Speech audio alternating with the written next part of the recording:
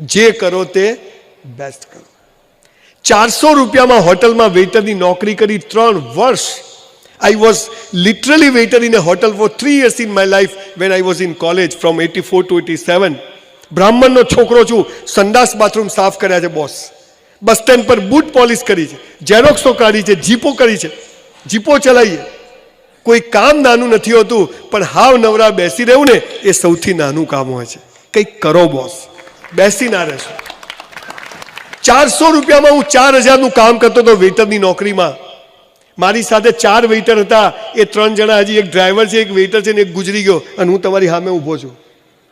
પણ મેં 400 રૂપિયામાં 4000નું. કોઈ કસ્ટમર આવે, સૌથી પહેલું એની બેગ ઉપાડવા જવું. બેગ ઉપાડીને 4થા માળે લિફ્ટ હતી નહીં, ઉપાડીને ઉપર લઈ જવું. કોઈ ચાનો ઓર્ડર આપે, સૌથી પહેલું ચા આપવા જવું. કોઈ બી કસ્ટમર, સંજય ક્યાં છે, પેલો છોકરો ક્યાં છે?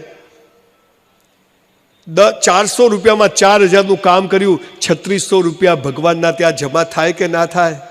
આજે 30 વર્ષે મારી પોતાની મસ્ત હોટલ છે બોસ. આ ઈશ્વરનો જાદુ છે. કરેલું બેકાર જતું.